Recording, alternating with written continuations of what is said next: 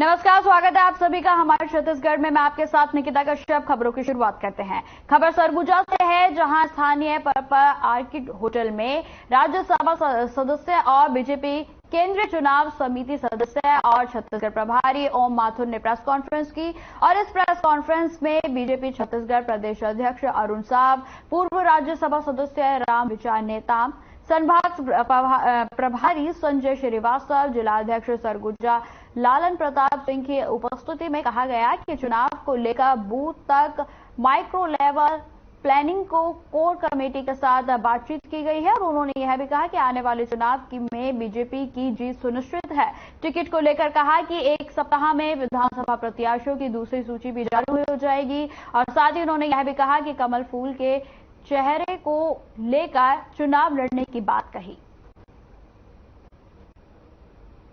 पूरी ताकत से चुनाव की तैयारी में जुटी है और आप सब लोगों ने देखा कि चुनाव के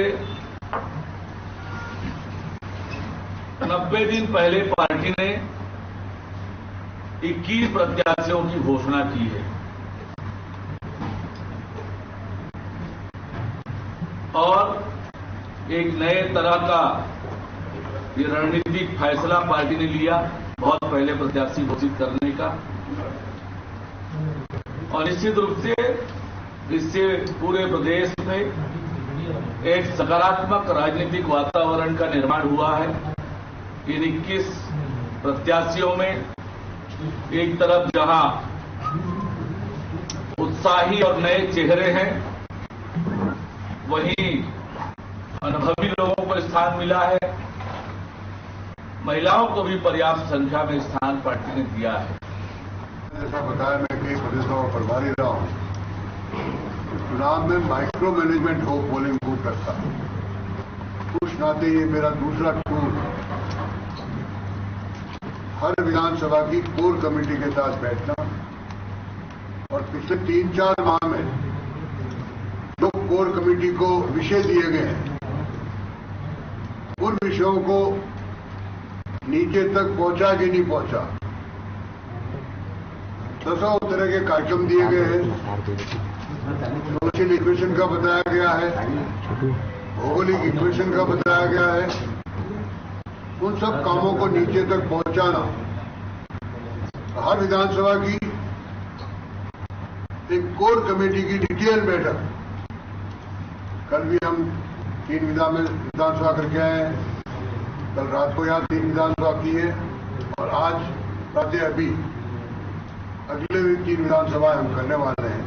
कुल मिलाकर के 2 दिन में 9 विधानसभाओं की मॉनिटरिंग।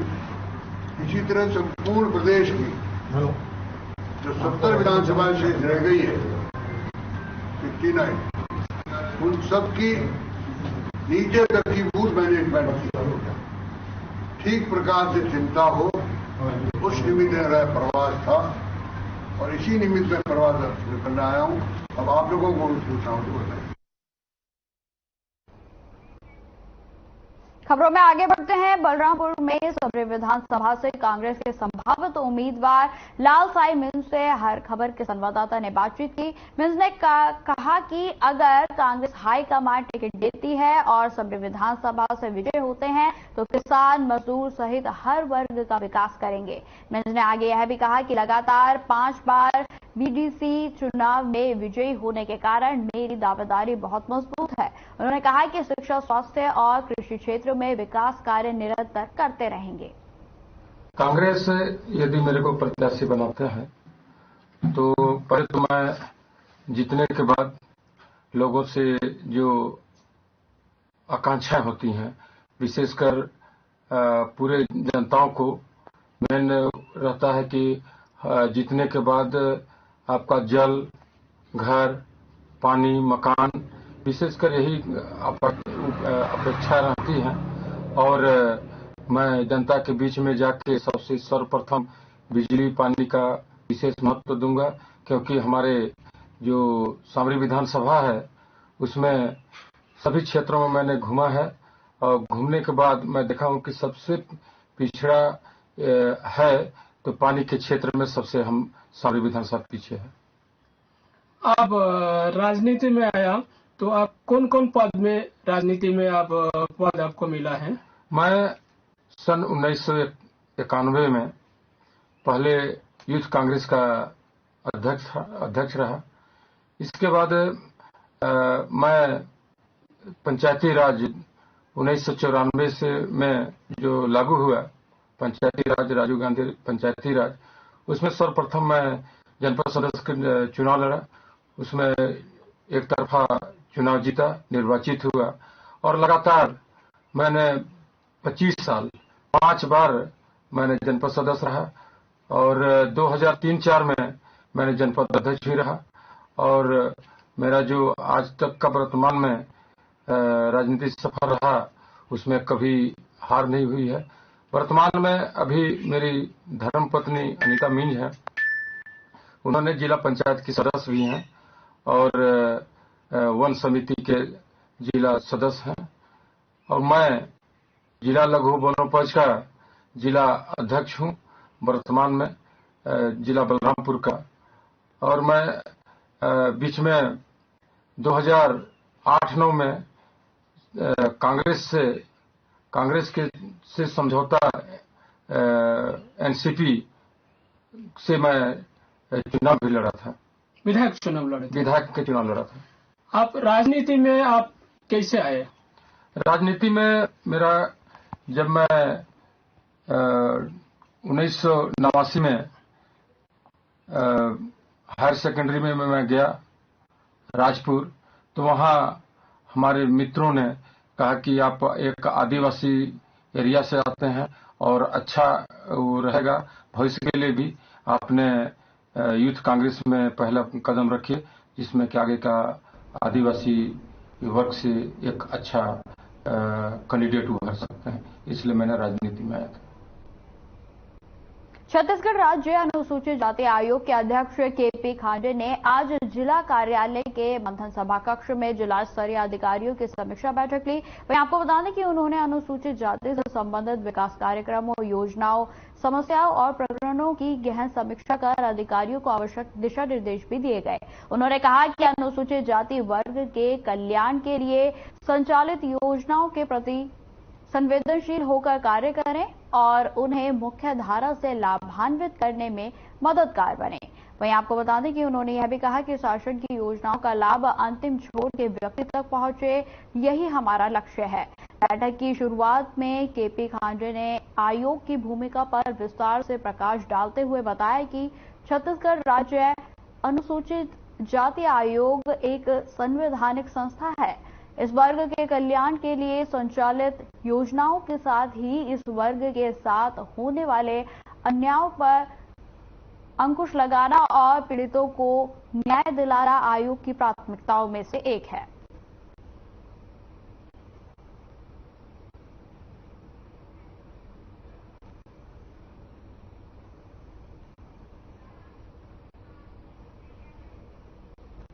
भारत निर्वाचन आयोग के मुख्य निर्वाचन आयुक्त राजीव कुमार के आगमन पर आज राजधानी रायपुर स्थित बूढ़ापारा तालाब परिसर में आयोजित मतदाता महोत्सव प्रदर्शनी में मतदाता जागरूकता की थीम पर आयोजित बिलासपुर जिले की कठपुतली नृत्य लोगों के बीच आकर्षण का केंद्र बनी रही। आपको बता दें कि इस अवसर पर छत्तीसगढ़ निर्वाचन के लिए विशेष रूप से तैयारी की गई। कठपुतली चिरई की थीम पर आयोजित नृत्य के जरिए मनोरंजन के साथ साथ मताधिकार के महत्व को दिखाया गया। वहीं 15 फीट की कठपुतली के नृत्य ने सबका मन मोह लिया और इससे राजा और उनकी रानी तपस्या का नृत्य जो है वो मतदाता जागरूकता के संदेशों से भरा रहा।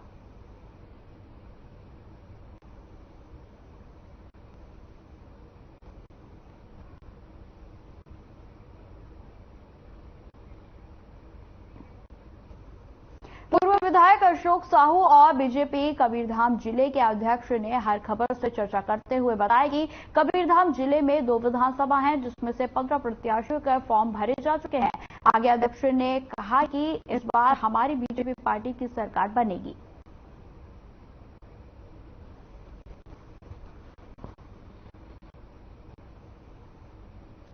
बदलबो ये दरी ये सरकार ला बदलबो। और हमारे विधानसभा 2 विधानसभा है जिले में, कभी विधान जिले में, एक पंडरिया विधानसभा, एक कमरदा विधानसभा। दोनों विधानसभा में हमारी पूरी तैयारी है कि इस समय हमारी भारतीय जनता पार्टी की जो भी प्रत्याशी रहेगा वो भारी मतों से विजयी होंगे। अभी तक कमरदा विधानसभा और पंडरिया विधानसभा कितने आवेदन प्राप्त हुए प्रत्याशियों को? मेरे पास 15 से 20 आवेदन आए हुए हैं और कुछ आवेदन राज्य कार्यालय में भी जमा हुए। किस मुद्दे को लेकर इस बार भाजपा मैदान में? क्योंकि इस सरकार में पौने 5 साल हो गया है, किसी भी प्रकार का कोई विकास कार्य नहीं हुआ है और लगातार भ्रष्टाचारी और आतंक का माहौल रहा है। और इन लोगों ने जो चुनाव के समय आज से 5 साल, पौने 5 साल पहले जो घोषणा किए थे, चुनावी वादा किए थे, उसमें एक भी वादा पूरा नहीं किया है। छत्तीसगढ़ की जनता के साथ साथ कबीरधाम की जनता को भी छला गया है। इस मुद्दे को लेकर के हम चुनाव लड़ेंगे।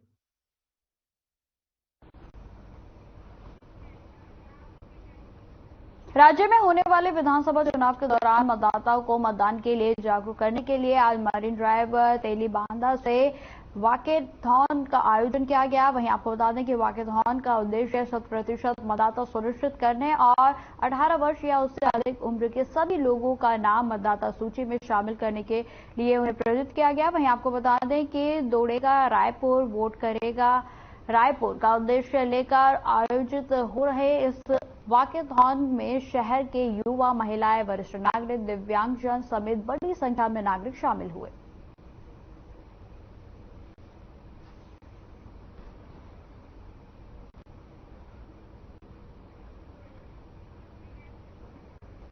बहुजन समाज पार्टी की विधायक इंदु बंजारे से खास बातचीत। पामगढ़ विधायक ने बताया कि पार्टी की तरफ से उन्हें दोबारा प्रत्याशी घोषित किया गया है। जनता के सहयोग से दोबारा विधायक बनकर क्षेत्र का विकास दोगुनी तेजी से करना चाहती हैं और पार्टी ने जो विश्वास उन पर दिखाया है उस पर वह खरी उतरेंगी। नमस्कार, मैं पामगढ़ विधानसभा से हरीश मारवा और आज हम चुनावी रणनीति के बारे में चर्चा करने जा रहे हैं कि विकास का क्रम किस तरह से इस क्षेत्र में हो रहा है। हमारे बीच में हमारे जो आज के मेहमान है हमारे बीच में, नमस्कार, बच्चे बताइए। जी, मैं श्रीमती इंदु बंजारे, विधायक पामगढ़। जी, तो अपने क्षेत्र के विकास के लिए आप एक महिला है, विकास के लिए क्या सोचते हैं? जी, मैं अपने पामगढ़ क्षेत्र के विकास के लिए हर स्तर पर सोचती हूँ, चाहे वो शिक्षा का क्षेत्र हो, स्वास्थ्य का क्षेत्र हो, जल योजना मतलब जो पानी की सुविधा हो, और जो हमारे बेरोजगार भाई हैं उनको नौकरी के लिए, किसान भाई हैं उनको सहयोग के लिए, मतलब हर तबके के लोगों के लिए विकास के बारे में मैं सोचती हूँ। इसके लिए हमेशा निरंतर आवाज बीच में विधानसभा में हमेशा उठाती रहती हूँ। जी, तो अभी आप बसपा के विधायक हैं और आगे भी प्रत्याशी, मतलब आगे भी चुनाव जीतेंगे ऐसी आशा है, तो ये बताइए क्या प्रयास चल रहा है? जी, आप सभी के सहयोग से और बहुजन समाज पार्टी के राष्ट्रीय अध्यक्ष माननीय मायावती जी के आशीर्वाद से पुनः मुझे पामगढ़ का विधायक प्रत्याशी घोषित किया गया है। और मैं अपने पामगढ़ क्षेत्र से भी जनताओं से भी निवेदन करना चाहूंगी कि जिस तरह से आपने 2018 का अपना सहयोग और प्रेम और आशीर्वाद दिया, जिससे कारण मैं विधायक के रूप में यहाँ पे उपस्थित हूँ, उसी तरह से आप आने वाले समय में भी मुझे अपना सहयोग और आशीर्वाद प्रदान करें ताकि मैं आगे समस्याओं को निरंतर ऐसे उठाती रहूँ, आगे हक के लिए हमेशा लड़ाई लड़ती रहूँ। और इसके लिए बहुजन समाज पार्टी पूरी जोर शोर की तैयारी से लग गई है कि आने वाले समय में हम अपने बहुजन समाज पार्टी की लगभग 8 से 10 विधायक जिताएं ताकि आने वाले समय में हम सरकार में हिस्सेदारी अर्जित कर सकें। प्रमुख एजेंडा की हम बात करें तो इस जो चुनाव है विधानसभा के चुनाव में क्या क्या एजेंडा रखेंगे जनता के सामने? जी, बहुत सारे एजेंडा है, क्योंकि राज्य की जो सरकारें हैं उन्होंने आज तक कुछ इस ढंग का काम नहीं किया इस जनता से कि वो छत्तीसगढ़ की सत्ता में आने के बाद उन्होंने किया है।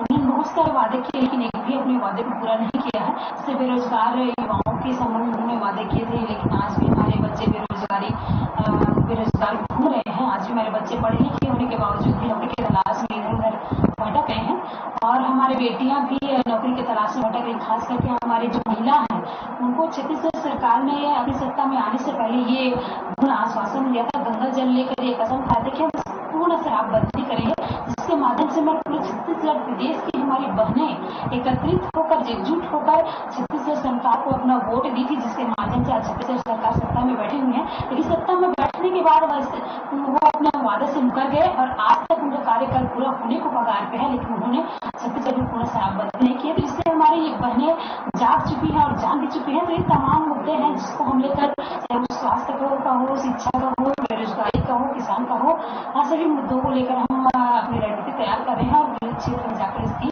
इस विषय पे हम अपना आंदोलन जारी रखेंगे। बेरोजगारी भत्ता के बारे में हम चर्चा करें तो कितने लोगों को रोजगार प्राप्त हुआ, बेरोजगारी भत्ता मिल रहा है, आपकी जानकारी? जी, बेरोजगारी भत्ता की बात करें तो बेरोजगारी अगर उनको बेरोजगार युवाओं को अगर उनको देना ही होता तो वो अपनी तरफ से आंकड़े निकालने के बजाय वो आंकड़े को पेश करते जो रोजगार पंजीयन में पंजीकृत होते हैं, जो हमारे बेरोजगार युवा भाई वहाँ पे पंजीकृत करते हैं और वो उस सर्वे के आधार पर हम तमाम हमारे भाइयों को बहनों को वो बेरोजगारी भत्ता देते बिना नियम बिना कानून के। लेकिन छत्तीसगढ़ सरकार की मंशा नहीं होने के कारण उन्हें इतने सारे नियम और इतने सारे कानून लाद दिए हैं कि हमारे बच्चे उस क्राइटेरिया में आ ही नहीं रहे हैं और बहुत ही कम रूप में हमारे बच्चों को बेरोजगारी भत्ता मिल रहा है।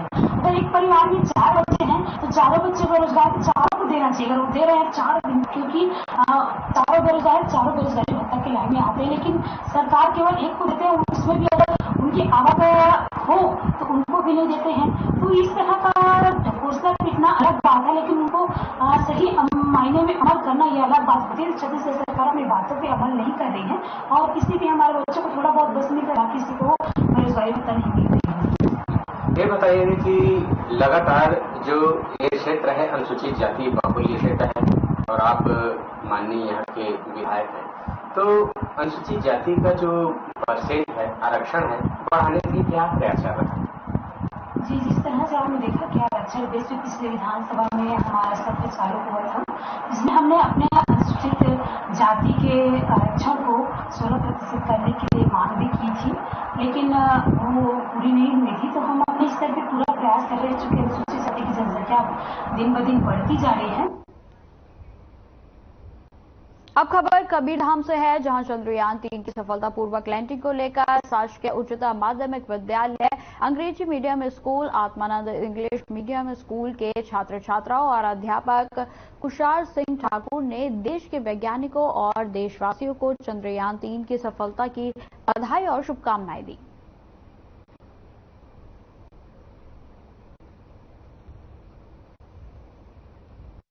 जी सर, चंद्रयान के बारे में हमारा देश जो है भारत प्रथम देश है जो कि साउथ पोल में सॉफ्ट लैंडिंग की है सर।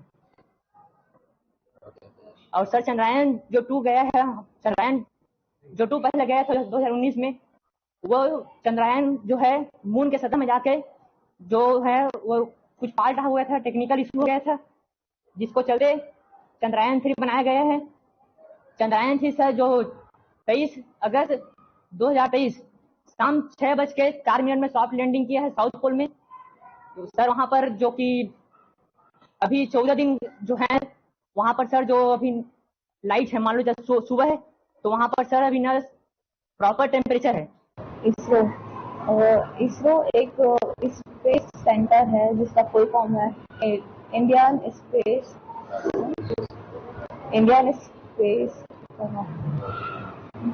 Research organisation. और इस जो मून में साउथ पोल में जब गए हैं तो इसमें इसरो के अलावा VSSC और SEC भी शामिल थे इस मिशन में। और इसका टोटल कॉस्ट चंद्रयान 3 का 615 करोड़ था और चंद्रयान 2 का 978 करोड़ था, जो कि एक स्पेस मूवी से का हाफ होता है। जैसे कि सभी को पता है कि हमारा चंद्रयान 3 लैंड कर चुका है सक्सेसफुली और साउथ पोल पर लैंड करने वाला हमारा ये विश्व में पहला देश है। अब सबसे पहली बात है कि बहुत लोगों के बीच में चर्चाएं हैं कि हम वहां पानी ढूंढने गए हैं, हम वहां जीवन ढूंढने गए हैं। वहां पे ये इंटरप्लेनेटरी एक मिशन है। इंटरप्लेनेटरी मिशन का मतलब हम एक प्लैनेट से दूसरे प्लैनेट या स्पेस में सर्वाइवल या आगे और क्या एक्सपेरिमेंट्स कर सकते हैं, इन सब के ऊपर है। चंद्रयान 3 बनाया गया है एक पहला कि हम सॉफ्ट लैंडिंग कर सकें। इससे पहले भी बहुत सारी लैंडिंग हुई है, बट बहुतों ने क्रैश किया है और कुछ ही देशों ने सक्सेस किया है।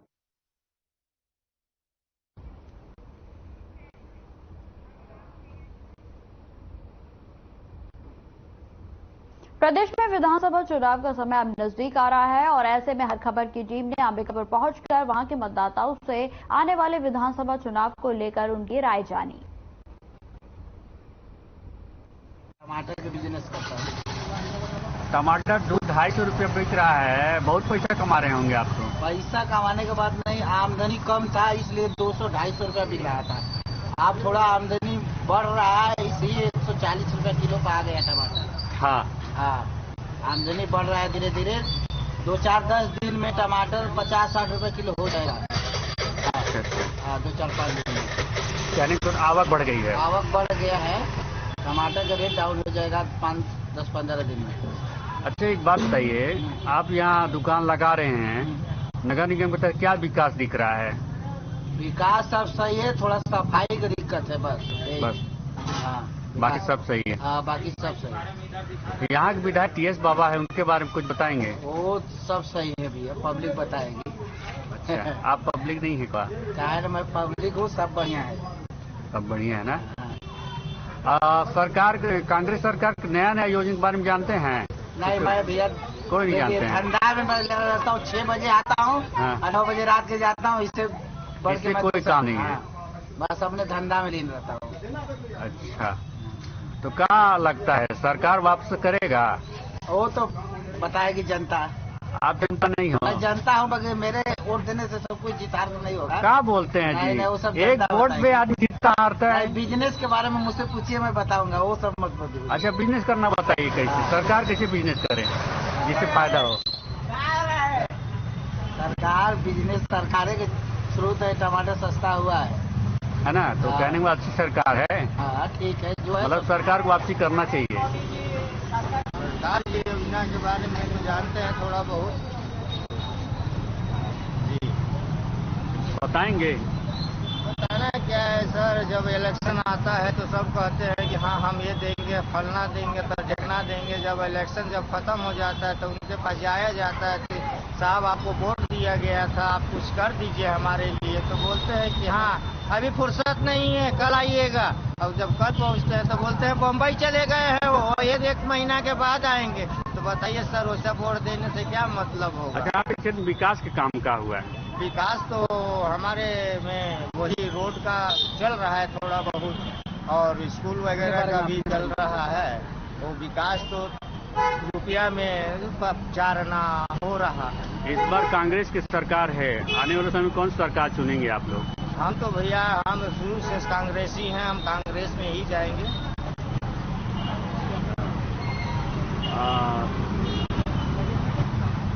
आप लोग जो हैं तो चुनाव संबंधित में ही प्रचार प्रसार भी देखते होंगे, चालू हो गया होगा? प्रचार तो देख रहे हैं सर, कभी मोदी जी आ रहे हैं तो कभी कोई जी आ रहे हैं। तो वादा भी हो रहा होगा? वादा तो इतना हो रहा है कि मतलब घर भर जाएगा सर। खाली वादे पर हो रही है सर, लेना देना कुछ नहीं होगा सर। कैसे वादे किए जाते होंगे? वादे यही करे जाते हैं कि स्कूल में आपका लड़का का स्कूल पर फ्री में होगा, तो ये होगा, वो कंप्यूटर सिखाएंगे तो ये फ्री में होगा, तो आप लोग को मतलब रोजगार दिया जाएगा। यही तो चौक में आके 2-4 घंटे तब धक्का खा के घरे चले जाते हैं सर। जो भी मिलता है नमक भात खा लेते हैं, सो जाते हैं, फिर आते हैं तो कोई मिलता है तो दिन भर कमाते हैं, तो शाम को रोटी चलता है सर। देने लेने वाले सरकार कोई नहीं। हाँ, वही है कि मतलब चावल वाले बाबा, तो चावल वाले बाबा भी वो भी हाथ दिखा दिए। चावल मिलता है नहीं मिलता है? नहीं, चावल तो शुरू से जब शुरुआत किए हैं तो अभी तक मिल रहा है सर, इस बात में नहीं कहेंगे, मगर चावल दे के तेल निकाल रहे हैं। कैसे चावल दे रहे हैं सर? 2 रुपया किलो। टमाटर हो गया सर 120 रुपया, 150 रुपया किलो। अब हम बताइए, गरीब आदमी है, गरीब आदमी लेबर के 350-400 रुपया पाते हैं, एक टमाटर जो है कि 20 रुपया 30 रुपया का पड़ रहा है, तो हम कहाँ खा पाएंगे सर। इधर तो चावल दे रहे हैं, इधर सब्जी खत्म कर दे रहे हैं। तो 30 रुपये ला मार दिया रमन भोग को। इसमें शासन क्या कर सकता है बताइए? सरकार क्या कर सकती है? सरकार ऐसा रोजी रोटी में साथ कर देता सर कि हम लोग रोजी रोटी में लगे रहते। फैक्ट्रियाँ खोल देता, जैसे कि बाहर में फैक्ट्रियाँ हैं, हजारों लाखों मतलब लेबर खट रहे हैं उनकी। इस टाइप से छत्तीसगढ़ में अंबिकापुर में भी अगर कोई फैक्ट्री कोई निगम खोल देता तो मतलब हम लोग को मतलब काम। फिलहाल इस बुलेटिन में इतना ही। खबरों की और भी जानकारी के लिए बने रहे हमारे साथ। नमस्कार।